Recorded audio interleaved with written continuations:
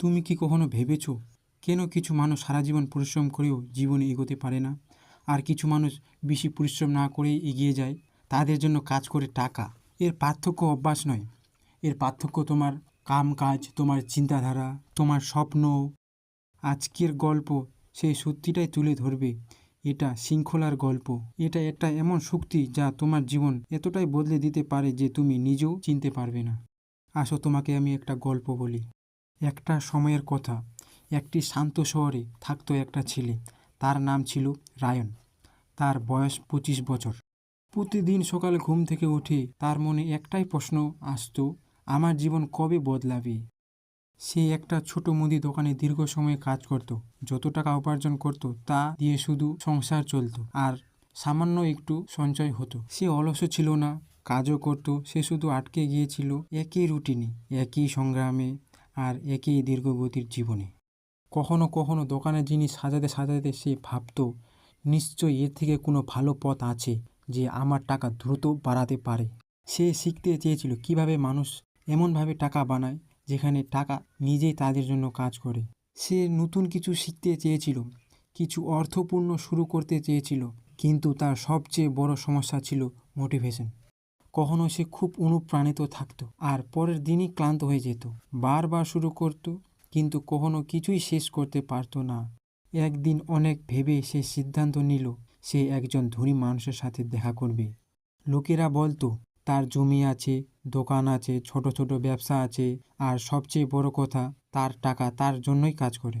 Ryan যখন সেইখানে পৌঁছালো, সে দেখল বৃদ্ধ লোকটি একটা গাছের নিচে বসে চা খাচ্ছেন, পুরোপুরি শান্ত, যেন কোনো চিন্তাই নেই। রায়ান একটু নার্ভাস ছিল, তবুও সাহস করে বলল, নমস্কার স্যার।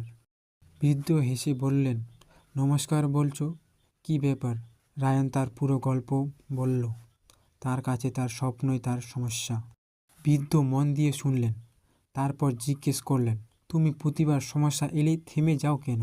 রায়ান ধীরে বলল, কারণ আমার মোটিভেশন শেষ হয়ে যায়। বৃদ্ধ হেসে বললেন, এটাই তোমার সবচেয়ে বড় ভুল। টাকা মোটিভেশন দিয়ে বাড়ে না, টাকা বাড়ে শৃঙ্খলা দিয়ে। মোটিভেশন একজন অতিথি, আর শৃঙ্খলা পরিবার। অতিথি চলে যায়, কিন্তু পরিবার সব সময় থাকে। এই কথাগুলো রায়নের হৃদয়ে গেঁথে যায়। বৃদ্ধ বললেন, আমি তোমাকে একটা গল্প বলি। অনেক বছর আগে একজন ঘড়ি নির্মাতা ছিল। সে গ্রামের জন্য একটা বড় কাঠের ঘড়ি বানাচ্ছিল। মানুষ প্রতিদিন তাকে কাজ করতে দেখত, কিন্তু মাসের পর মাস ঘড়িটা একবারও চলেনি। লোকেরা তাকে নিয়ে হাসাহাসি করত, এ শুধু সময় নষ্ট করছে। কিন্তু সে থামেনি। প্রতিদিন সকালে একটা ছোট অংশ ঠিক করত, আর প্রতিদিন সন্ধ্যায় একটা ছোট গিয়ারে তেল দিত। বাইরে থেকে কিছুই বদলায়নি, কিন্তু ভেতর থেকে অনেক কিছু তৈরি হচ্ছিল। তারপর এমন করে ধীরে ধীরে সব পার্টস তৈরি হয়ে গেল।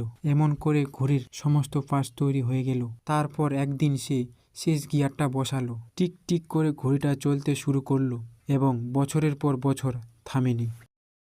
বৃদ্ধ বললেন, ঘড়িটা চলেছিল কোনো বড় কাজের জন্য না, অনেক দিনের চেষ্টা আর শত শত ছোট কাজের জন্য।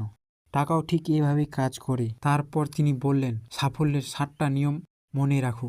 1 নাম্বার, টাকা সঞ্চয় করো, ছোট সঞ্চয়, বড় ভিত্তি। 2 নাম্বার, দেখানো বন্ধ করো, অপ্রয়োজনীয় খরচ ভবিষ্যৎ নষ্ট করে। 3 নাম্বার, সুযোগ খুঁজো, সুযোগ সব জায়গাতেই আছে। 4 নাম্বার, ছোট থেকে শুরু করো, পারফেক্ট সময়ের অপেক্ষা করো না। 5 নাম্বার, লাভ পুনরায় বিনিয়োগ করো, বীজ খেও না। 6 নাম্বার, একাধিক আয়ের উৎস তৈরি করো। 7 নাম্বার, ধৈর্য ধরো এবং শিখতে থাকো, শুরু সবসময় ধীর হয়। রায়ন জিজ্ঞেস করল, যদি আমি ব্যর্থ হই? বৃদ্ধ বললেন, তুমি ব্যর্থ হবেই, কিন্তু যারা এগিয়ে যায় তারা মাস্টার হয়, আর যারা থেমে যায় তারা শুধু স্মৃতি হয়ে থাকে। তার মানে বেশিরভাগ সফল মানুষ তারাই বেশি ব্যর্থ হয়েছে। ব্যর্থ হওয়া মানে হাল ছেড়ে দেওয়া নয়। সেই সপ্তাহে রায়ন ছোট একটা কাজ শুরু করলো। সন্ধ্যায় বাড়িতে বানালো স্ন্যাক্স আর বিক্রি করতে লাগলো। প্রথম দিন কোনো ক্রেতা নেই, দ্বিতীয় দিন লোকরা হাসলো, তৃতীয় দিন সে নিজেই ভেঙে পড়লো। কিন্তু তার মনে পড়লো ঘড়িটাও প্রথম দিন চলেনি। সে লেগে থাকলো। একদিন একজন ক্রেতা এলো, তারপর 3 জন, তারপর 7 জন। ধীরে ধীরে তার ব্যবসা বাড়তে লাগলো। সেই লাভের টাকায় সে দোকানটা বড় করলো। তারপর সে আরেকটা কাজ শুরু করলো, অনলাইন ফুড ডেলিভারি। সপ্তাহ মাসে পরিণত হলো। তার টাকা ধীরে ধীরে তার জন্য কাজ করতে শুরু করলো। একদিন টাকা গুনতে গুনতে তার চোখে জল এসে গেল। টাকার জন্য নয়, বোঝার জন্য। সাফল্য কোনো হঠাৎ আসে না, সাফল্য আসে পরিশ্রমে আর বুদ্ধিতে। সে আবার বৃদ্ধর কাছে গেল। নমস্কার স্যার, এখন আমার টাকা আমার জন্য কাজ করছে। বৃদ্ধ হেসে বললেন, না নায়ন, এখন তুমি সঠিকভাবে কাজ করছো। টাকা শুধু তাদের কথা শুনে যারা শৃঙ্খলার বন্ধু। মোটিভেশন তোমাকে চালায়, কিন্তু শৃঙ্খলা তোমাকে সঠিক পথে নিয়ে যায়, আর সেই সঠিক পথ আসল সম্পদ তৈরি করে।